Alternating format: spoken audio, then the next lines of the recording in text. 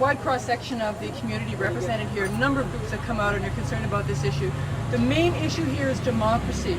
This is happening outside of the democratic process, and we have no say about what's happening in Montebello. It's going to have far-reaching effects on the governance of our country, in terms of the borders, in terms of our energy and water. It's a serious issue that isn't getting enough press.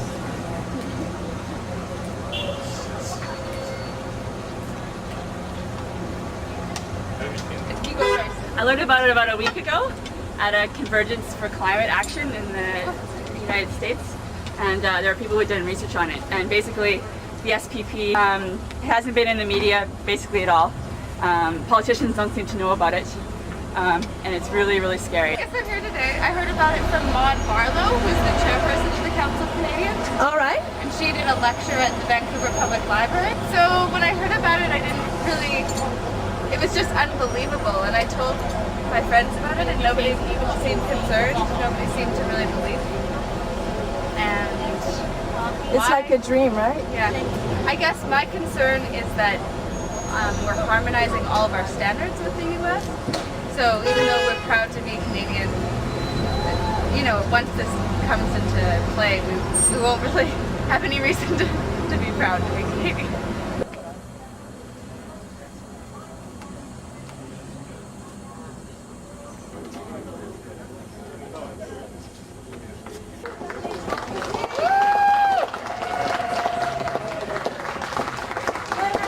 Any success? Nothing? No. However, their assignment editor did send that camera around the corner to film us all when we were in front of the Times colonists. They like to, I'm guessing that they like to take pictures of protests in front of other media outlets. So you just had the cameraman, you didn't have a reporter? No. And he won't edit the film. Yeah. Did you leave him any literature? Yes, I did. And how long ago did you hear about it? Like a week ago when I saw a poster on a mailbox, and I was like, hey, what's ASBC? I have no idea. Well, I'm sure whatever tonight you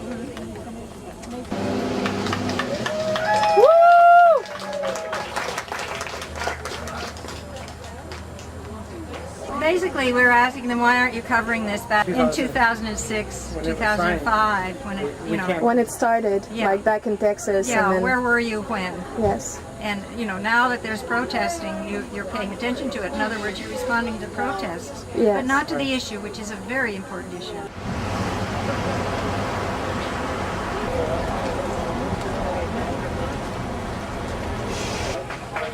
We have a cameraman. We do.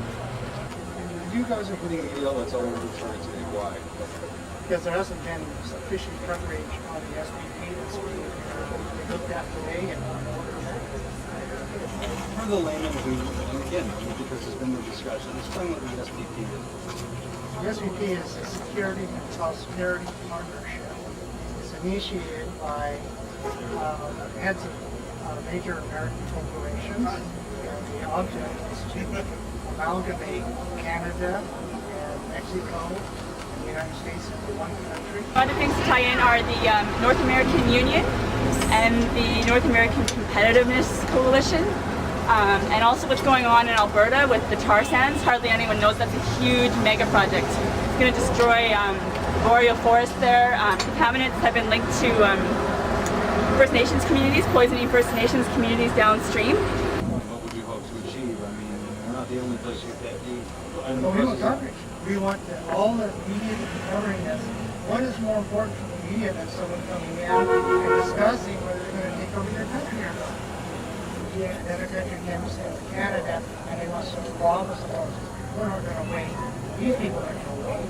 Canadians shouldn't want to wait until all the resources are gone and then complain about it. We want accountability in our government. We don't want our government passing any bills or trying to hide any agreements. This is just not democracy, you know, and that's why we need electoral reform. Badly, badly needed. We don't want Canada's resources to disappear. Canada's going to be long live Canada. Yes.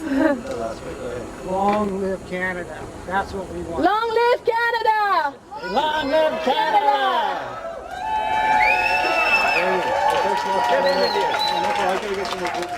Thank you very much. Yeah, great interview. We're all in this together.